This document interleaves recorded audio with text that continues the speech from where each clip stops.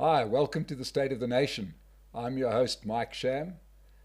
Joining me today is Mr. Sandile Swana, a great political analyst and one of the participants in our forthcoming State of the Nation live business breakfast that takes place at the Sandton Convention Centre on the 10th of July.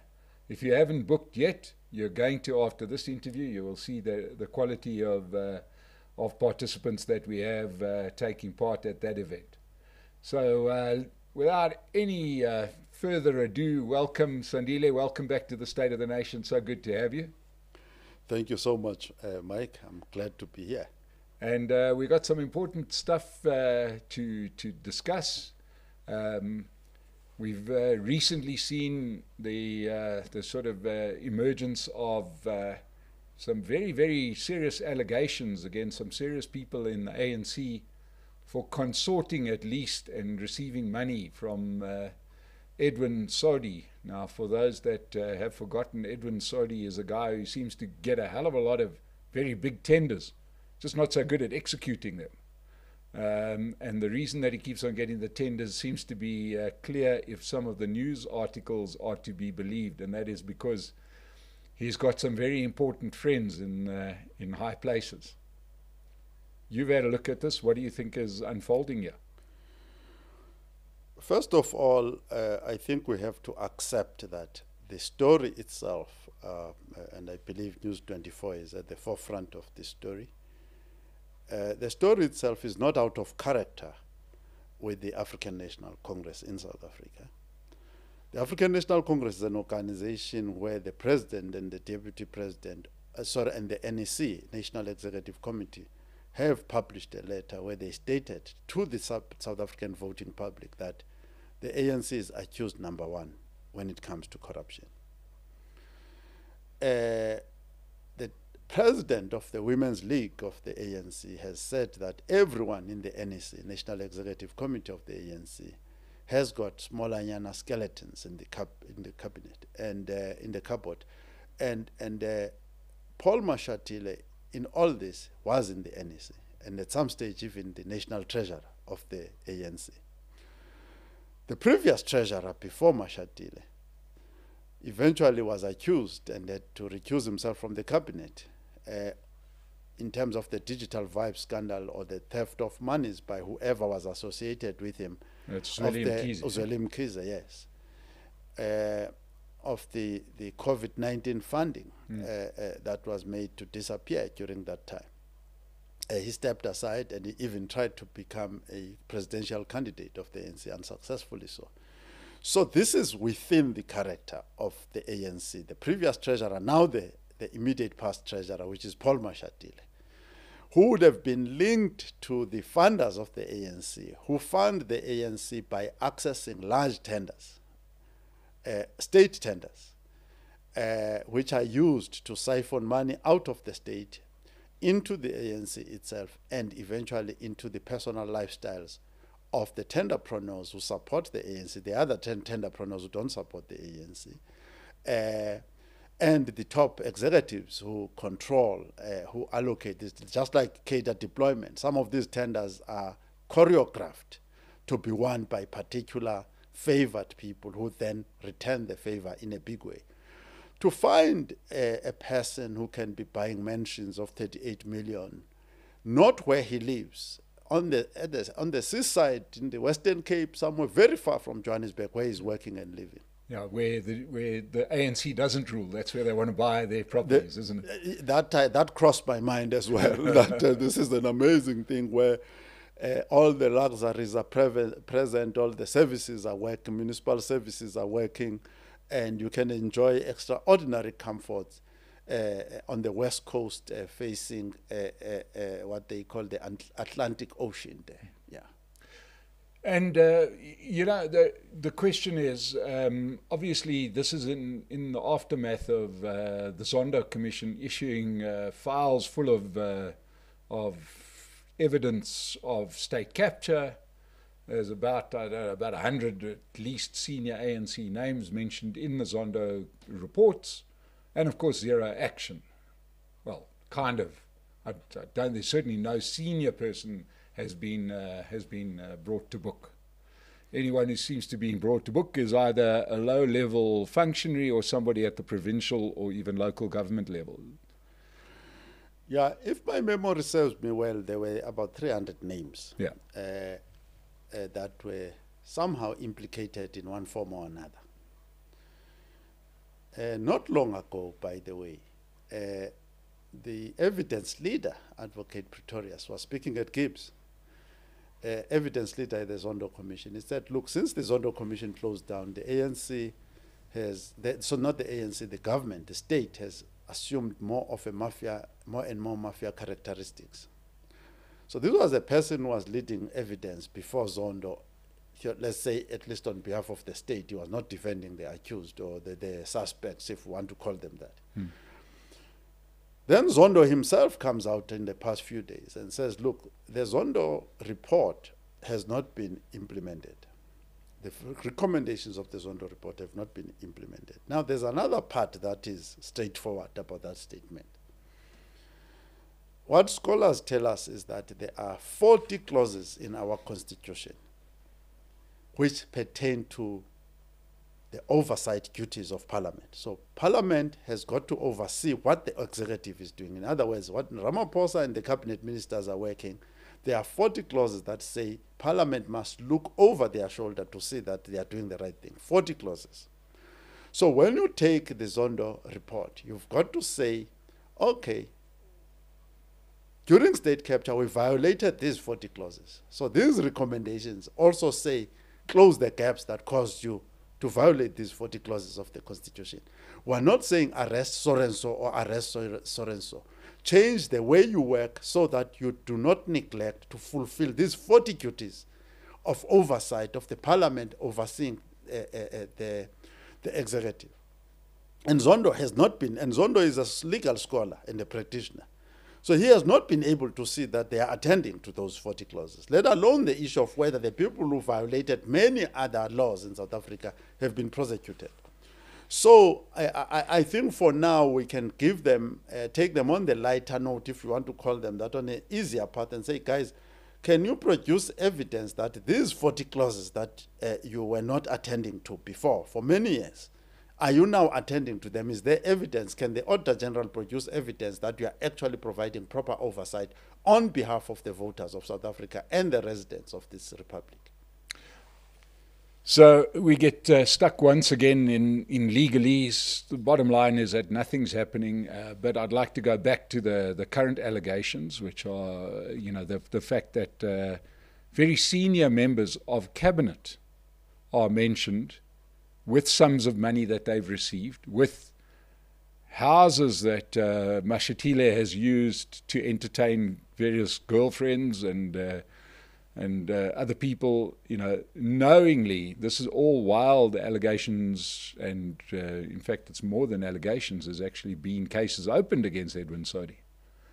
Do you think there's going to be any fallout over this, or do you think this will just eventually die because some other scandal will overtake it? No, fortunately, the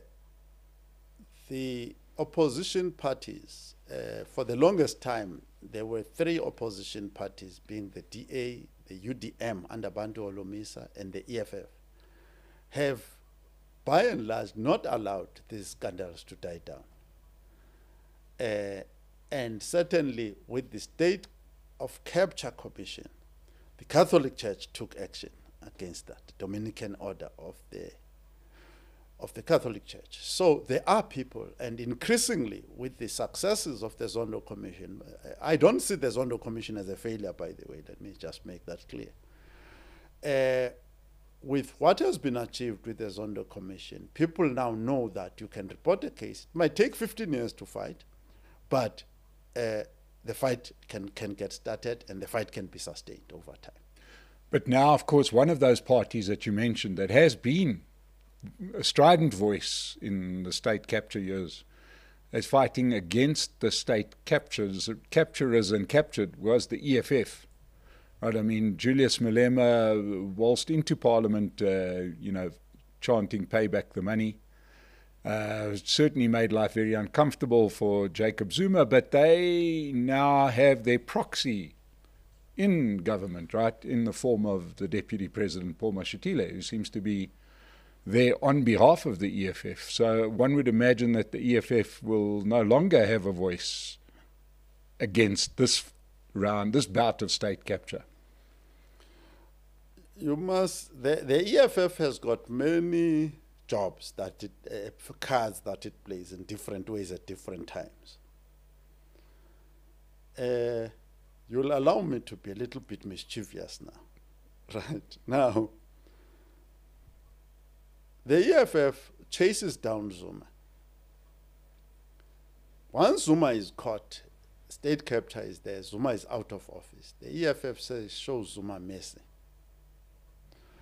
and is able to start even advocating Mpofu, representing these people. Mpofu is very deeply implicated in the EFF. He's right there. Sure. Then they say, no, show mercy to this guy. Now, the mischief is this, in this whole thing. The EFF is able to fight causes, legitimate causes for the public. I think all of us were actually totally angry when Zuma was doing what he was doing. So we were, in a sense, with the EFF, most of us. Then Zuma is caught. Then the EFF looks at the political landscape and says, actually, the problem here is the ANC itself. So you need to find ways of sustaining the domestic fight in the ANC by supporting the weaker side all the time. Otherwise, the fight doesn't finish and the ANC doesn't finish.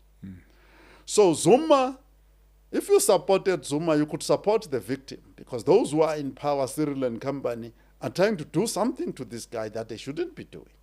But all of us know that there's something that should be done to Zuma. So the EFF will be shifting sides depending which side is winning in the ANC internal fight, with the ultimate aim of replacing the ANC with the EFF itself. Now, as to whether there will be people at a later stage who will jump ship from the EFF, from the ANC and join the EFF when it eventually, in his opinion, ascends to power, is another question. But in this short space of time of this year, just 2023, the EFF has shown us that they can chase power and get it. Yeah. And all of this is in a build-up to the general election of 2024, where it looks like coalitions are with a certainty. I do know that there's some polls that keep on keeping the ANC somewhere near the 50% mark. But, you know, they polled 36% in the local government election, and they've got worse since then. One shouldn't imagine that they will grow dramatically north of 40%. I agree with you that let's rely perhaps on the statistics that the IEC has. What did they poll in the last election, which was the local government election in 2021? If you take that as a trend from 2009, in fact, since Thabo Mbeki left, because they were close to 70% when Thabo Mbeki, the 2004 election. Then the next election was 2009. If you draw a graph from 2009 till today, it's a clear downward slide, right? So they were about 45% the last time, or more or less around there. So clearly, and then they've done caused a lot of other problems, including load shedding that is out of control, unemployment that is out of control, inequality that is out of control, and all sorts of other controversies. So I am generous to say they can maintain that 45%, but they are not a majority party anymore. Let's call them a 40s party. Let's call them that. Let's not say 40 or 45. Let's say it's just a 40s party. Going forward, that's what they are. Which means if they poll below 50%, in my language, they are actually a rejected party, a rejected ruling party. Because if you have already been ruling, if you grow to 45%, let's say you grow from 20% to 45%, it means your approval is increasing and improving. But if you move from 70% to 45%, it means you are actually rejected. It's not the same. Both of us can get 45%. If I'm getting 45% from growth and we are getting it from declining, you are being rejected, I am being approved. So out of these smaller parties that are now emerging, one of the smaller parties being the ANC now from 2024 going forward, some of them are being rejected, some of them are growing, are being approved. But it's unlikely to actually have a party that will be a 50+1 party going forward. That is unlikely. Yeah, and further to that point, on a similar vein, one can say, given the ANC's roots and standing as the liberation movement, one would imagine that the rump of their voters that they will retain, they're probably doing that for largely sentimental reasons, and that's not the younger voters. So their electorate, their following, is going to decline through acts of God, isn't it? Where you've just got people literally dying off in their voting sphere. I mean, that is just a fact of life. So they probably don't represent much of a future beyond that, and I presume they're looking around because they can't seem to win in the contest of ideas. So if one looks at what's happened in some of the local government spheres, having reached a stalemate, especially in Gauteng, they eventually did the deal with the EFF, and it looks like full steam ahead as a permanent coalition with the EFF. Do you believe that will happen? I do know that we could sit here and argue forever in favor or against them doing a deal with the EFF. I think in Gauteng, the deal with the EFF is in place, and the leadership, provincial leadership in Gauteng, is in favor of that deal. Yeah, and hence the question marks around Mashatile. So now we need to then look at it from two angles. Whether you like it or not, in my judgment, certainly, I mean, political consciousness coming from the 70s, 76 coming this way, I think Gauteng has played a major role in shaping the politics of South Africa. And Gauteng is a cosmopolitan province. It is not a Zulu province like KZN, if you'll forgive me for saying that, or a predominantly Xhosa province. Like Eastern Cape and so on, and other things about the Western Cape, you could say similar things. So Gauteng, you have to stand eventually on your merit, because there are so many of us coming from different political ideologies, different ethnic groups, and so on and so forth. So it's not surprising that the politicians, including Mpho Phalatse, by the way, of the DA, the ideas that I think Mpho Phalatse and Panyaza Lesufi had, that actually a coalition in Gauteng must be an inclusive coalition. To then raise questions as the DA did, that there are Marxists and Fanonists and Leninists like the EFF who must be excluded, actually opens another door for something that you may not have wanted initially. And to be fighting with communists today is a waste of time, because today every argument must be won on that day, on merit on that day. You cannot have a permanent victory over someone else. You may be right on another argument, you may be wrong on another one. So it's a give and take on a daily basis, because nobody is permanently right.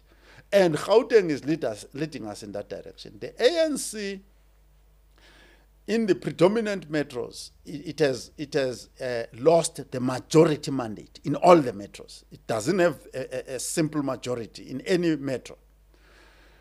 Similarly, the DA doesn't have.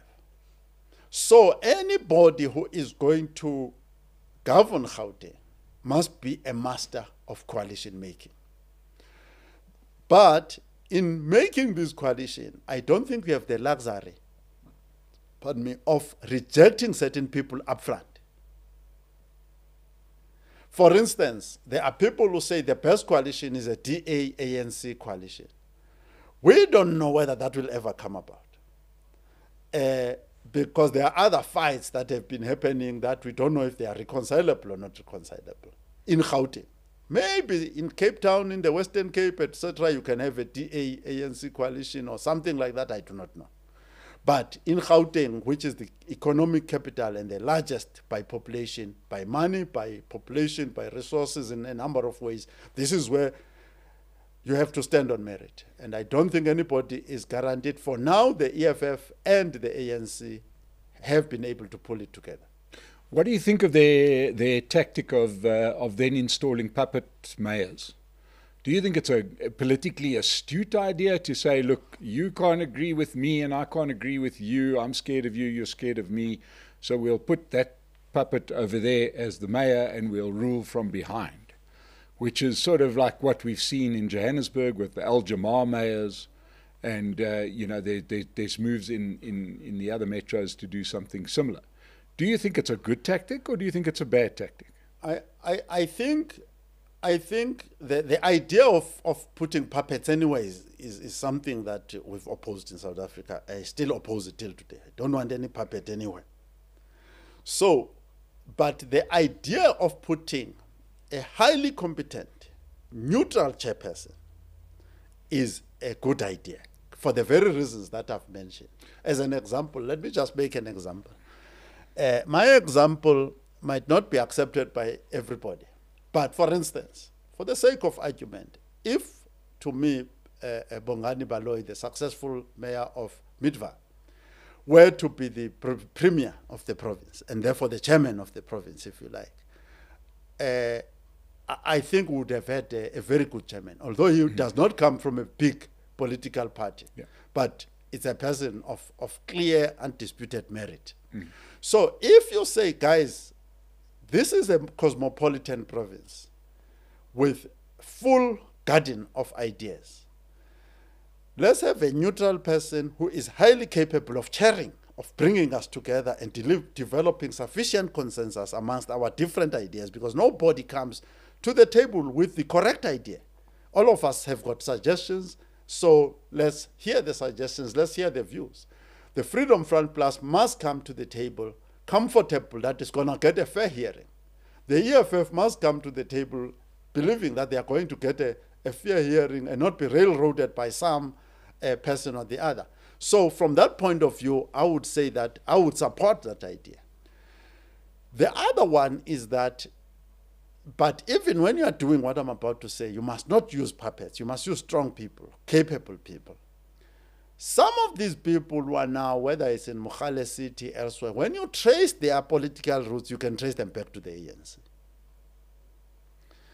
So, including the EFF, by the way, including Al Jamar, including others elsewhere, ATM in Mogale City, and so on and so forth. So these are ANC children of one kind or the other. So, so it's not as raw as all that. It's a brotherhood of some sort. But what I query with them is that put the most capable person to be the chairperson. The fact that the person does not come from a party with a lot of votes, no, I am not worried about that. But the person must come with superior skills, superior experience, and superior brain power. And we know that that's definitely not what they are imposing on the people in those various areas that we've discussed. Those are not superior people with great track record, with wonderful political record. These are people that are put there to sit in the corner and keep quiet and take instruction. We can see that by what's happened in Johannesburg. Yes, you must remember that these are practicing politicians. They are not analysts or journalists like you and me sitting here analyzing the situation coldly. So they would put someone there that it's a safeguard. In other words, they want to keep the back door open politically for themselves by putting somebody like that. And that is to the disadvantage of the community. Because if you really put a proper chairman there, then the community has got 10 times the chance of actually getting greater successes. Accepting that these people are all voted by the community and the community has not voted a majority to anyone. So we must not create an artificial majority. There is nobody with a majority. So it's a melting pot. In every meeting, it must be a melting pot. And there's nothing wrong with lobbying. But as a chairman, you don't want to be lobbied. They must lobby amongst themselves. My job as chairman is to build a sufficient consensus inside the meeting hall. Okay, so let's look at another aspect that's going to be a factor going into the next general election For starters, I made this point that I recently had Philip Dexter here, and I said that the 2024 elections are more important to South Africa than the 1994 elections. He took great exception to me saying that. And I said, there was more of a symbolic, an important occasion, wonderful optics, people snaking around, voting for the first time, all wonderful. But we kind of knew what we were in for. We had steady hands. Nelson Mandela was going to take over. Everybody was the great Rainbow Nation idea was still very much in play. This time things are going to be a little bit different. We understand. We're talking about the almighty ANC slipping below 50%, which we'll run out of power, as we often do, before we get to the bottom of what could happen in 2024. And the ANC seems to be skating towards the edge of the cliff, and then along comes formal South African business to bail them out. These are the people who are losing the most in rands and cents terms by the bad governance that we've had from the ANC. And here, a year before the election, along comes big companies, people like Discovery, Nedbank, Sibanye, to bail out government. Does this make any sense to you? Are these guys going to get their own kind of backhanders from the ANC in terms of more legislation that keeps them in place? Why would they do it? Why wouldn't they just let the ANC go on to its natural resting place? I think that let's start with your debate with Philip Dexter, if you permit me. I think there's a point to what you were saying to Dexter, and that reminds me of something that a lot of us who studied history often forget and overlook, in fact, don't read much about. A chap called Theodore Roosevelt, who, when he joined politics was a profession for thugs. Yes. And people who were in councils, municipal councils or provincial governments or whatever, in the United States of America, around the 1900s, early 1900s. Now, his own family wanted to stop him from joining politics, that this thing is dishonorable. But there are certain things that he did. One was to get rid of the crooks in politics. Two was to get rid of businessmen who literally owned the economy. For instance, Morgan, J.P. Morgan, was the central bank, unelected central bank of the United States of America, appointed by himself. And all the bankers and any money man in the United States had to come and bow before Morgan. And Morgan had reached the stage where he thought Theodore Roosevelt was going to come and bow before him. And Theodore Roosevelt bloodied his nose and put business out of elected government. In other words, the job that needs to be done by people who are elected representatives of the people must be done that way. Some of those guys are celebrity managers of large successful companies, the guys we are talking about in South Africa today, who are saying they are going to bail government. But they are, what they've practiced and what they've studied is management of businesses, and they run businesses. Running social institutions is a totally different profession from running a business. Running the states and appearing in newspapers and on Twitter and elsewhere saying that you are going to, as a CEO of a company operating in South Africa, you are going to go and arrest people who are involved in corruption, this, that, and that. You have been made chairman of a committee that is charged with arresting people and prosecuting people who are we are now completely outside of what the intention of our constitution is. Because those jobs must be done by professionals. So if government, the businesses wanted to do something, the idea that they proposed that they will put money in Treasury, and Treasury can make sure that all the gaps in the NPA, in the Hawks and elsewhere are closed so that the crooks are actually arrested. That was a bright idea. But it's also a sign that the mismanagement of the finances of South Africa is too severe. The minute we start going with a collection dish, looking for people who can put money so that our prosecutors can actually be trained, made competent, and competent prosecutors and forensic experts are done. It shows that we're in a desperate. But the idea that business can start doing the job of elected government is actually a dangerous idea. What if it was the churches? What if it was Rhema Church, the Catholic Church, the Methodist Church getting together and saying, please government, come and give us that job, we'll do it. They can do it. It can be any other sector that can do that. But our constitution tells us who must do this job and how it must be done. So we are deviating from our constitution. But it's just a further extension of the entirety of President Cyril Ramaphosa's misrule, and that is outsource everything, right? Everything. He's even outsourced cabinet by starting his presidency, which is now nearly the size of cabinet. What is a cabinet minister there for if you're going to have a minister in the presidency? You know, why have a minister of energy and a minister of electricity? It's just a complete outsourcing of everything and then coming back to the taxpayer and asking them to pay double. This is just, to me, another extension of every bit of the tactic of Cyril Ramaphosa, where never fix a problem, just create a parallel structure. That seems to be his entire tactic when it comes to ruling the country. The question is, will business be successful in bailing out the ANC in the next election? Let's use a small example. The election is in terms of the results. Before I come to my example, the issue of what the results are going to look like is probably statistically a given by now. So we don't need to be even debating that they are going to fall below 40%. Even if they take the greatest CEO in South Africa to bail them out, it's not going to work because it's a politically determined process. Now, you will remember that at some point they brought a person called Bobby Goldsell from Anglo-American to run in some way Eskom. Is Eskom alive today? No. They brought Anglo, the biggest, most respected company, to come and bail Eskom out.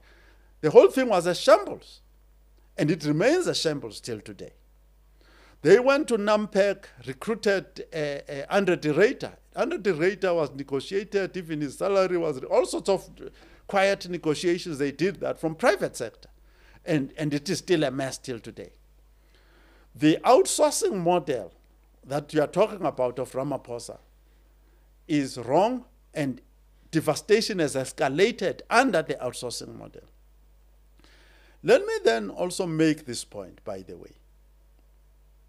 The first point I want to make is that there was research that was concluded many years ago that said it was discovered through research that competent people choose which profession they want. So a person can choose to be a general surgeon of South Africa, can choose to be the general surgeon, whatever they call them, of Baragwanath Hospital. It doesn't mean that the guy who's the general surgeon at Netcare is more competent than the one at Bara. They discovered that actually people choose careers. It's just like the guy who chooses to be a priest or a rabbi he could be brighter than many other guys. He chose that profession. So we must accept that the people properly, not with cadre deployment, eliminate cadre deployment out of this discussion. Competent people have been there in the public sector, here in America, elsewhere, because they chose that profession. And in South Africa, they are still there, except that they are sidelined. Most of them are sitting at home. Most of them maybe have had to go and work in other countries, etc., etc. So the outsourcing, in terms of theory, management theory, is in the first place unnecessary. If you accept that competent people do apply for jobs in the public sector, and South Africa has got many case studies, including some that have appeared in the Harvard Business Review, of people working successfully in the public sector for the state, competent people, gifted people. So the outsourcing has never been necessary. What was necessary is to bring in the competent South Africans who exist in South Africa and elsewhere to back to their jobs and recruit younger ones and close those gaps where the incompetence has been put in by the comrades. So What do you make of the sudden dramatic improvement of performance by Eskom?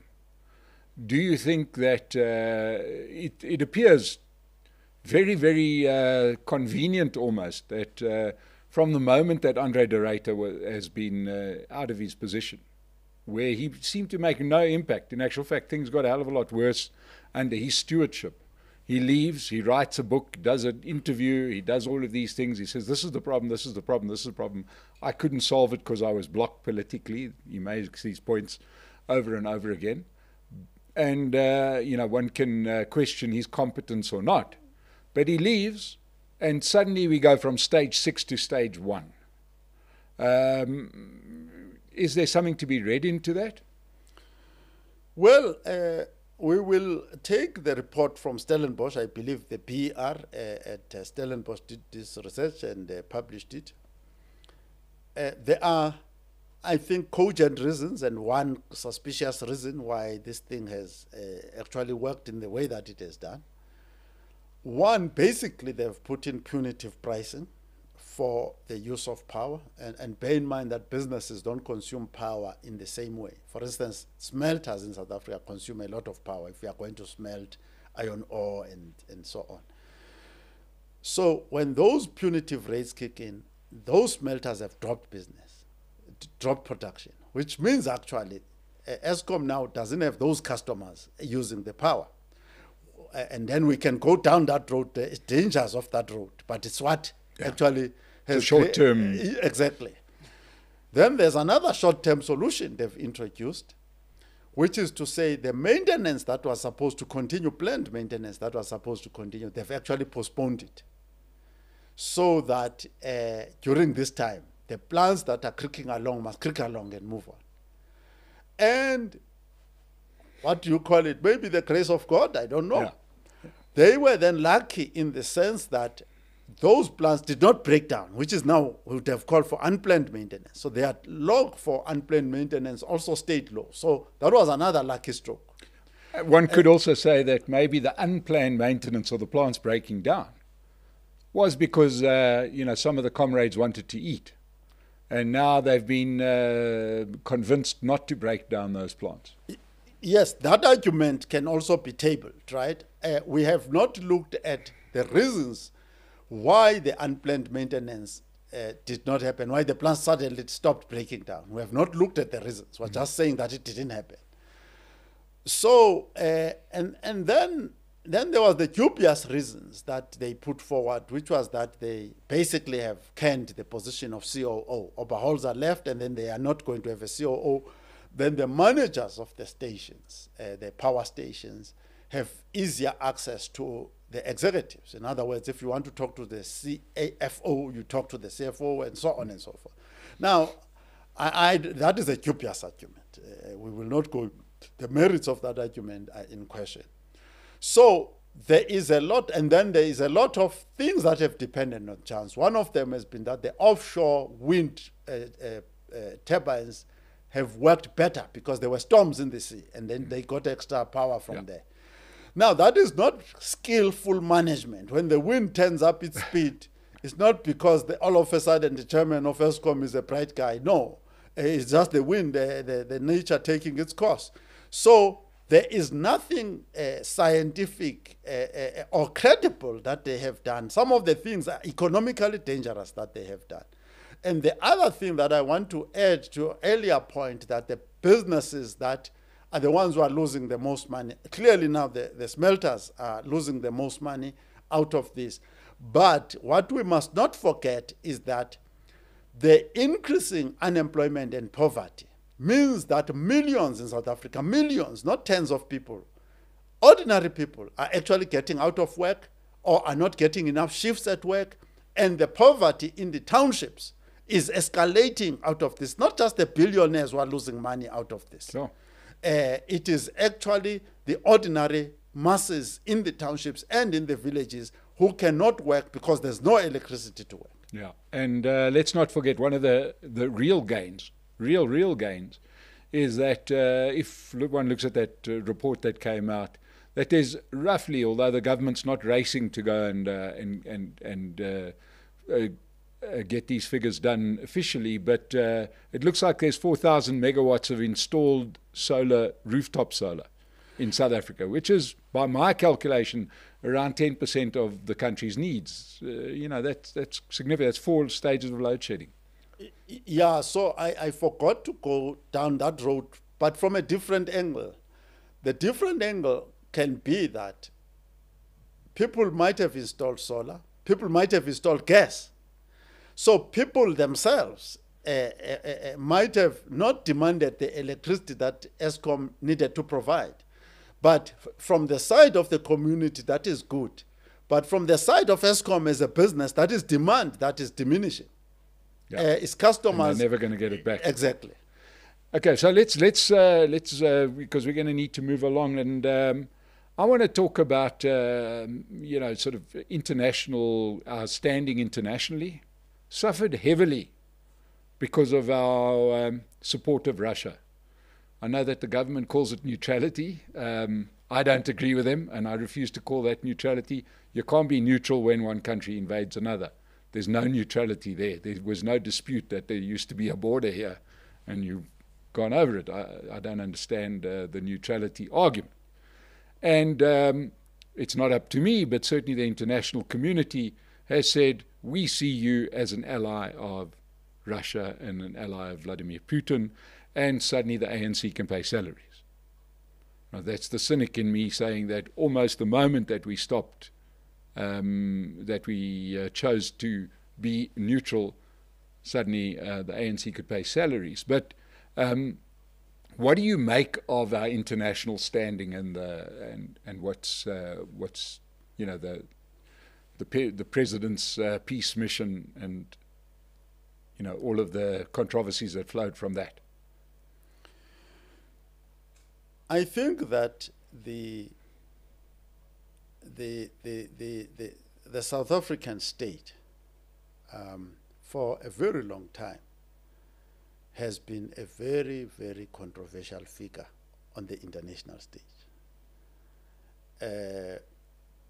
For instance, whether it would have been Forster or Botha or anybody else, had a certain limited number of people, regardless of United Nations resolutions, supporting them to continue with apartheid in South Africa. So South Africa did not have a good standing.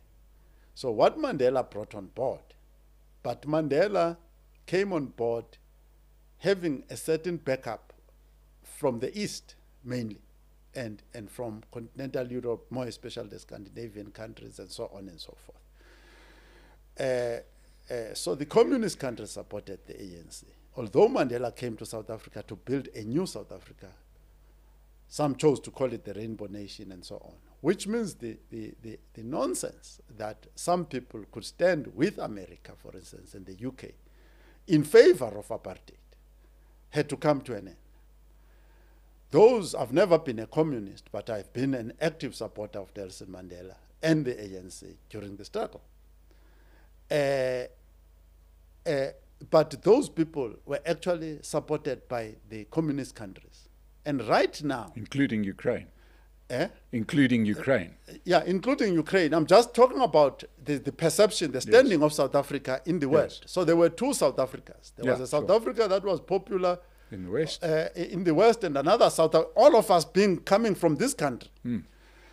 Now, with the resurrection of the Cold War, because to me, if you trace the Ukraine crisis back to 2014 or even before then, and even how Gorbachev and his successors handled the dissolution of the Soviet Union, it was building towards a situation where those who had a Cold War mentality of finishing the Soviet Union as it was then, and making it every person, because these are all Europeans, all of them to have a Western European outlook in life and ideology and the so-called democracy of the West, all of that. And that is the problem that we're faced with here.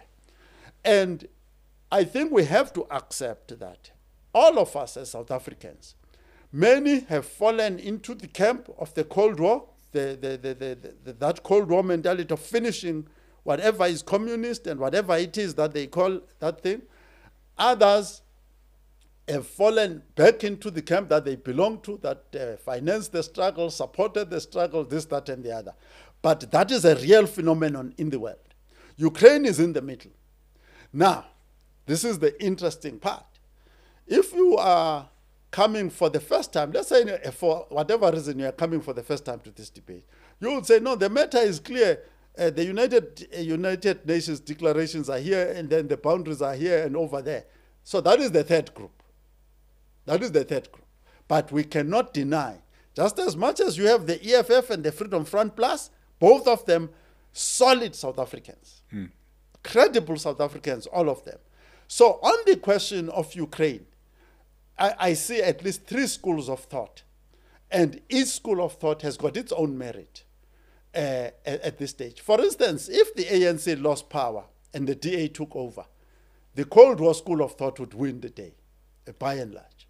And the pro-American, pro-NATO school of thought would then govern. Because clearly, it's a temporary position according to who is in power.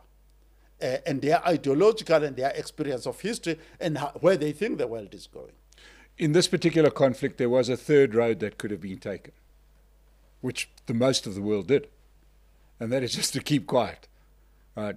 Not my fight. I don't need to say, oh, guys, let's stop talking. To condemn the invasion and say, let's talk. Not choosing a side. But by saying, you've invaded, now let's talk. You're choosing a side. There were many agreements and talks before this, before the invasion. The Minsk agreements, there are two of Minsk agreements. There were other agreements before that. So the people who've spearheaded negotiations in that region have been working for a very long time. In the meantime, South Africa joined the BRICS group, right? And in that BRICS group, you are a friend of China, you are a friend of Russia. You are not a friend of America and NATO. So when the invasion happens, it's your friend or your brother. I don't know if you've ever gone to a pub with your brother who's a troublesome fellow. When he starts a fight, you are in it. So South Africa could say, guys, you shouldn't have gone this road. But it was clear when Russia took Crimea, when you read that history, it is clear to me at least that there were people, Westerners as well, who were very belligerent, wanting to take a Cold War mentality to the whole thing. And knowing that Putin and the Russians have got their pride, and Putin is a military man, eventually is going to take a gun and go and face somebody with a gun. And it has led to where it has led.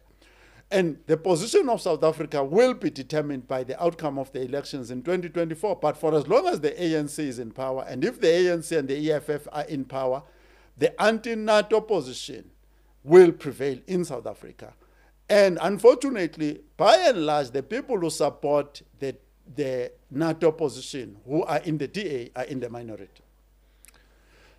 And as that conflict rolls out, we're going to, the dice is going to fall one way or another. And it's going to be interesting. It's going to have an impact on South Africa and our economy, some of our trade agreements, which I don't think are that imperiled as what people make out. I got a feeling, the US will not kick us out of the AGOA agreement. Do you see that as being in peril? I don't think. I think the USA, like now what they are doing with India. India is not their buddy, by the way. But they are escalating, trying to outshine China in India, and so on and so, by increasing trade, not reducing it, and so on and so forth. So there is merit in your argument. But we also, as Africans more generally, need to take principled stands on these issues. Bear in mind that some of us, including myself, actively promoted sanctions before against South Africa, against my own country. So if sanctions do come, some of us have called for sanctions to come and they came. So it won't be something new. To suffer financially and economically for some of us is not something new, particularly if there's a principle involved. And if the other side of the argument suddenly starts calling for sanctions, do you think they're well within their rights? Which side is that? Call them the pro-Western side of South Africa. Yeah, that's what I'm talking about. So you're saying that if the pro-Western side if we, in the light of what's going on and South Africa's stance on Russia's invasion, if the DA and their fellow travellers start calling for sanctions on South Africa, do you think they're justified? I think they are justified from their perspective. Remember that we are a cosmopolitan country. Every ideology is here. And we cannot stop people from calling for what they want to call for. By the way, I've written to the Department of International Relations to request a detailed list of who are the people who are benefiting from trade with America and to what extent. I want a complete list, and I've written to the DTI, the Department of Trade and Industry, requesting that list, because we do need to say, okay, are we able to find alternatives for these people to make money? Because if it's about making money, Putin had sanctions in Russia and he found alternative markets, and so on and so forth. The USA is not the only market on earth. Well, let's hope you get the list. Let's hope you share it with us at our live event. If you want to come and hear from Sandile, July the 10th at Sandton Convention Center, a nice breakfast, and you can hear from Sandile holding some of our political parties to account, trying to hear what they stand for, and so people can make informed choices come 2024. Sandile Swana, thank you so much for joining us today. It's been wonderful. We can carry on for hours. If you've enjoyed this, please make sure that you subscribe to the channel. And if you really like us, join our supporters club. But thank you so much for joining us today, Sandile. It's been wonderful to hear from you. And we'll see you at the live event on July the 10th. To everybody out there, thank you so much for joining us today. Thank you, Mike. Thank you. Thank you to your viewers.